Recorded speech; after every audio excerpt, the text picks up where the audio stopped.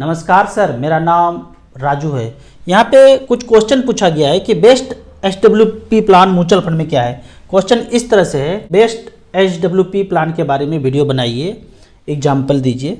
तो इस तरह से करके यहाँ पे क्वेश्चन पूछा गया है सौरभ मुखर्जी तरफ से। तो यहाँ पे मैं StarSIP.in में लॉगिन करके और मेन्यू में यहाँ पे छठे नंबर पे 6 नंबर पे एचडब्ल्यूपी पेंशन प्लान को सिलेक्ट करता हूँ।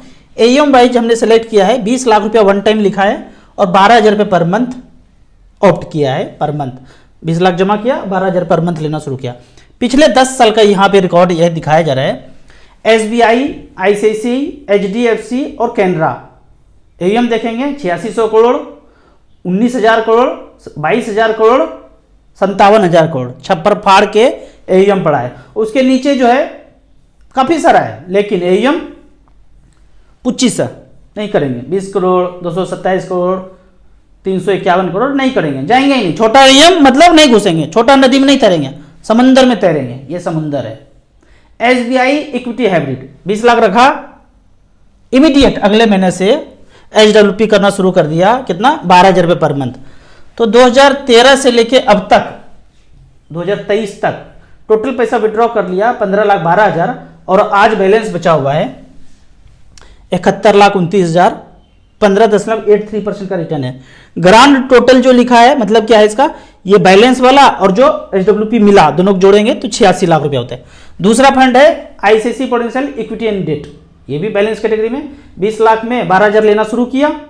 ये 12,000 रुपया पेरेंट्स को देना है, वाइफ को देना है, बगल में देना है, अगल में देना है, बाहर में रहते हैं तो कुछ भी एडजस्ट कीजिए आप।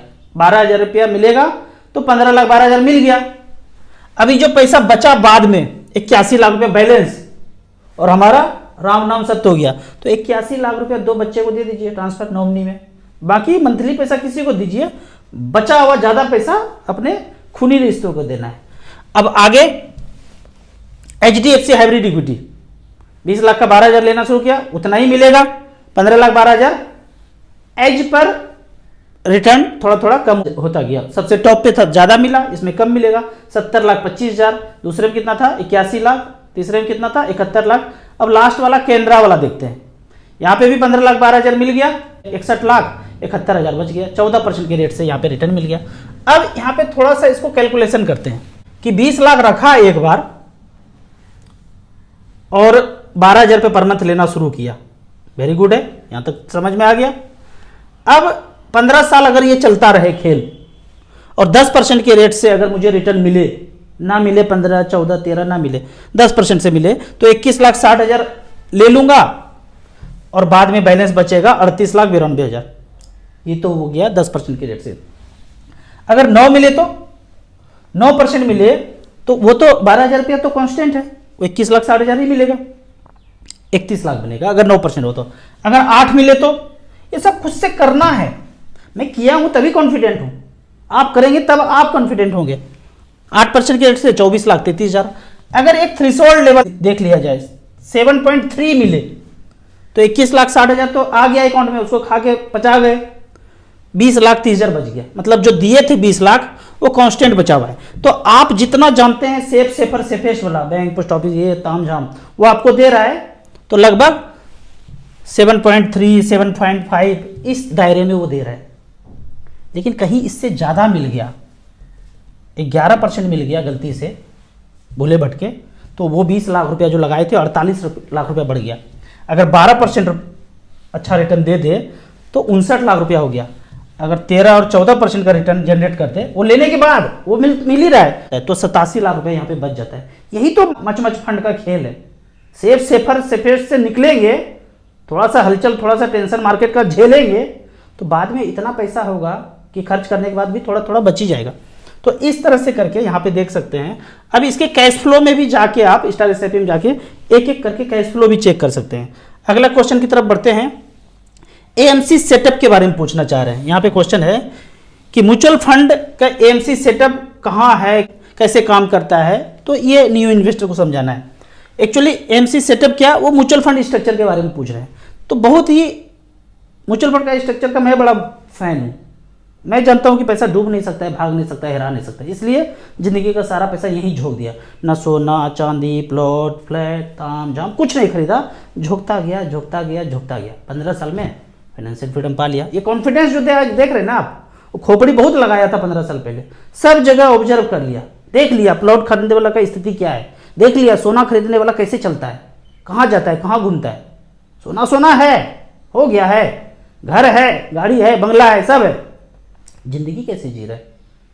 80 साल के एज में भी शटर खोल रहा है क्या? 75 साल एज हो गया, टग टुक कर भी शटर खोल रहा है क्या? पूछो तो बोले घर कैसे चलेगा। 75 साल के एज में बोलते हैं घर कैसे चलेगा। तो क्या किया फिर? तो यहाँ पे स्ट्रक्चर के बारे में बताते हैं। आप हैं इन्वेस्टर, हम सब लोग जैसे ही पैसा देंगे तो किसी के पास अकाउंट में नहीं चला जाएगा, वो जाएगा कस्टोडियन के पास। कस्टोडियन क्या होता है? अगर आपका अकाउंट एसबीआई में है या आप एसबीआई म्यूचुअल फंड खरीद रहे हैं और एसबीआई म्यूचुअल फंड खरीदने के लिए पैसा दिया तो वो पैसा दूसरे बैंक में चला जाएगा। सिटी बैंक हो सकता है, एचडीएफसी बैंक हो सकता है। एक एम से अगर एसबीआई है उसका कस्टोडियन कोई और होगा, एचडीएफसी म्यूचुअल फंड है उसका कस्टोडियन कोई और होगा, एचडीएफसी बैंक नहीं हो सकता है। आईसीसी म्यूचुअल फंड है उसका कस्टोडियन आईसीसी बैंक नहीं हो सकता है, कोई और होगा। तो इसका ये हो सकता है एचडीएफसी म्यूचुअल फंड खरीदना चाह रहे हैं तो उसका एसबीआई हो सकता है। तो इस तरह से करके इन्वेस्टर का पैसा कस्टोडियन के अकाउंट में है।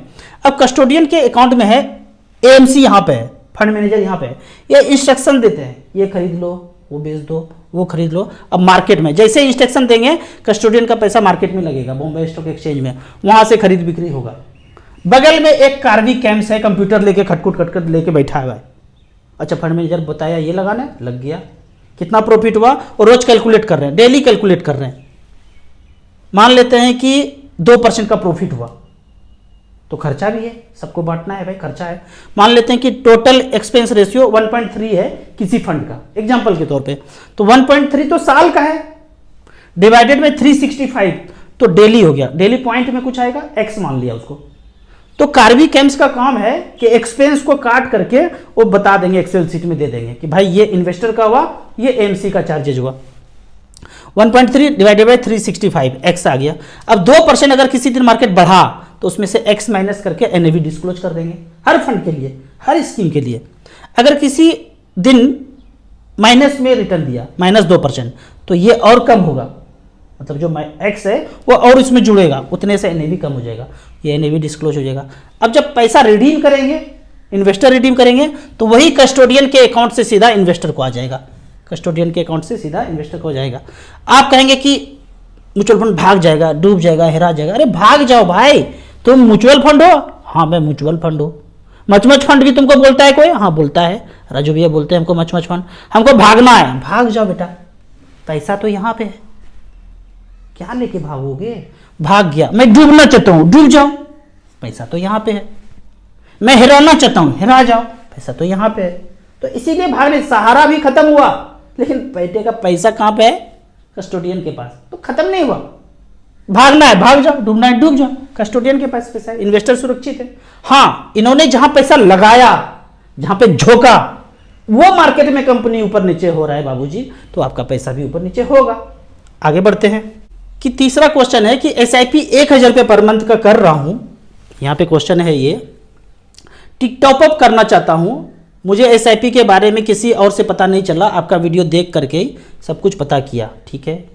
अब इसमें टॉपअप करना चाहते हैं, अपना नाम भी बताए हैं, नाम है इनका धर्मेंद्र कुमार मांझी, जमुई बिहार से। अब यहां पे पूछना चाहते हैं कि बीच बीच में टॉपअप करना है तो कैसे करें।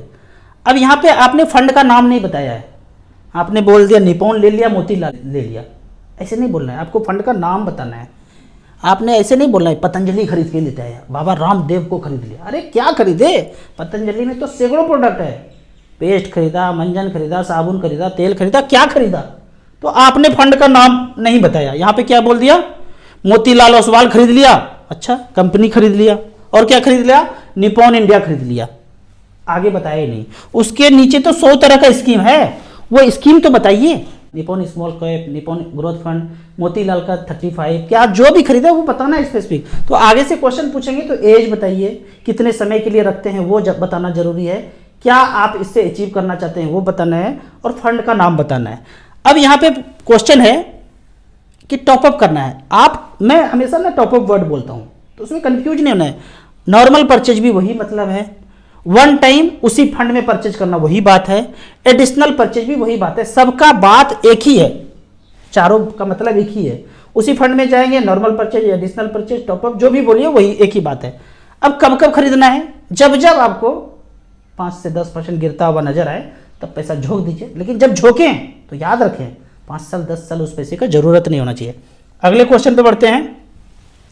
अगला क्वेश्चन बोलते हैं, राजू भैया स्मार्ट एसआईपी क्या है, इसका फायदा है, नुकसान है?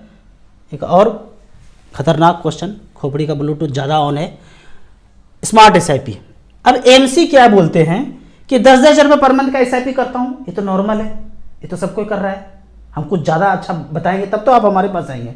तो नया चीज़ लाया मार्केटिंग, 10-10 रुपये पर मंथ कर रहे हैं तो साल का कितना हुआ? 1,20,000। ऐसा कीजिए, आप हमेशा 20,000 रुपये मेंटेन करके रखिए अकाउंट में, मेंटेन 20,000 करना है, यानी कि सेविंग अकाउंट में हमेशा आपको 20,000 रखना है, या 25,000 30,000 रखना है, वो एमसी बताएगा आपको, कटेगा आपका पूरे साल में 1,20,000 ही। तो यहां बोलते हैं जब जब मार्केट हाई होगा हाई होगा हाई होगा हाई होगा तो कम खरीदेंगे, यूनिट कम खरीदेंगे, प्राइस ज़्यादा है तो कम खरीदेंगे, जब जब लो होगा तब तब ज़्यादा खरीदेंगे, इससे आपको फायदा होगा। मेरा कहना है बेटा जी ये बताओ कैसे पता चलेगा कि हाई है कि लो है?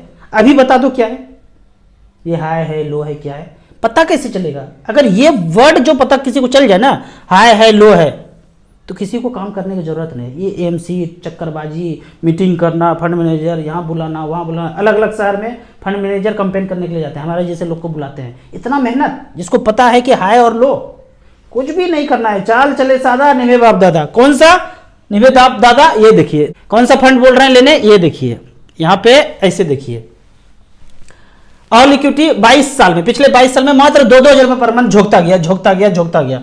फंड आया निप्पॉन इंडिया ग्रोथ फंड 2001 से लेके अब तक झोंकते गया, पैसा झोंक दिया 5,28,000 झुका गया, 81,96,000 बना है 21% के रेट से। स्मार्ट एसआईपी, ये एसआईपी, वो एसआईपी, टॉपअप एसआईपी, सब धाराशाही है। अब मान लो 2-4 लाख रुपये ज़्यादा हो भी जाएगा तो क्यों पंगाबाजी में पड़ना है? आपको मेंटेन ज़्यादा करना पड़ेगा ना पैसा। ये सब अमीरों का चोचलेबाजी है, साधारण तरह हमारे तरीके से जीना है। नॉर्मल एसआईपी करते रहिए, कंबल तान के सो जाइए, धूप में सोइए, फल खाइए, डीआईपी डाइट पे रहिए, बीमार मत पड़िए, छोटा छोटा शुगर बीपी का है सब खत्म, उड़ा दीजिए, ऐसे चलते रहिए। दूसरा फंड है फ्रैंकलिन इंडिया प्राइमा, 5,28,000 झोंका, 63,92,000 बन गया।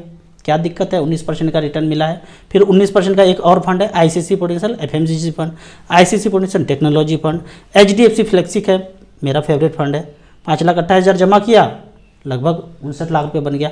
इस तरह से करके झोंकते जाना है, जिसमें एईएम ज़्यादा है। नीचे वाला देखेंगे, नीचे वाला सबसे नीचे कौन है? वही होगा जिसमें एईएम कम है, 177 करोड़, रिटर्न 10%, चलो बैंक से अच्छा है। 34 करोड़ टॉरस का म्यूचुअल फंड का 10%, कौन सा fund? Taurus large cap blue chip. LIC flexi cap, AEM 420 crore, बिल्कुल नहीं जाना है, नंबर पे ही कतरा है। 10% का रिटर्न दिया है, 10.5% का रिटर्न दिया है। ऊपर वाला देखिएगा तो कितना रिटर्न मिला है, जिसमें एईएम सबसे ज़्यादा है। एईएम ज़्यादा मतलब एकदम खोपड़ी वाला फंड मैनेजर तगड़ा वाला, सब की % उस पर लगा हुआ है। भाई इन्हें भी बढ़ना चाहिए, घटने का तो बात ही नहीं लेना, अगले दिन नौकरी से निकाल दिया जाएगा। अगला क्वेश्चन है, देखते हैं क्या क्वेश्चन है, कि अगर प्रोबेबिलिटी हो जाए कि इंडियन स्टॉक मार्केट जो है जापान की तरह बिहेव करे तो हमारा कैसे पैसा क्या होगा? पिछले 20-25 साल में ये क्वेश्चन बहुत पूछा गया है, जापान जैसा हालत हो जाएगा तो क्या हो जाएगा, ये क्वेश्चन है। जापान वाला मार्केट जो है पिछले 20-25 साल से एकदम कुछ भी रिटर्न नहीं, जीरो रिटर्न है, तो क्या होगा? अब जापान का बात करते हैं तो यहाँ पहले इसको देख लीजिए बाबू साहेब को, टॉप के इकोनॉमी में है ये, पहला यूएस है, चाइना है, फिर जापान है।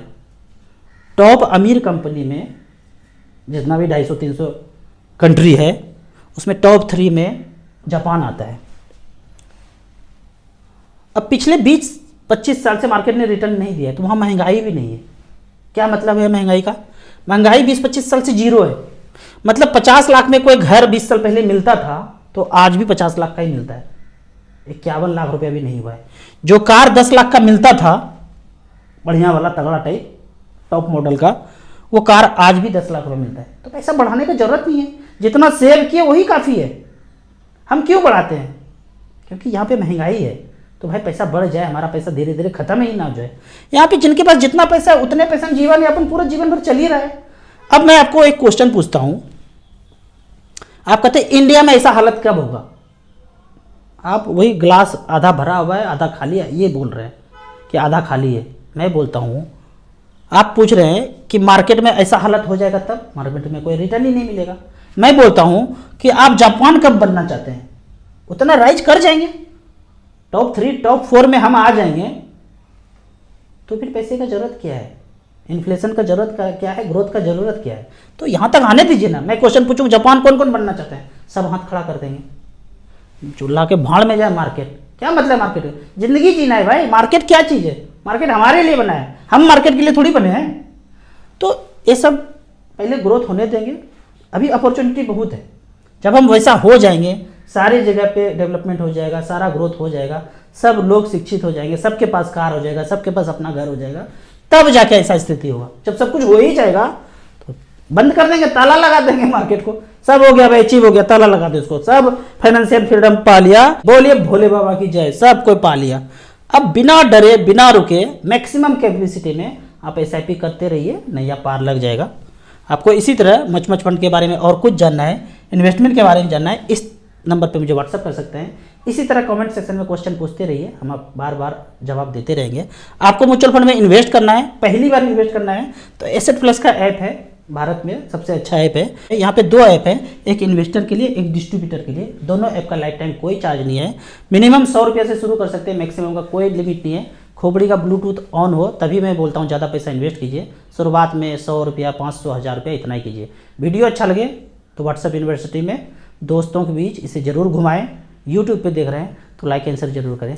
Thank you so much.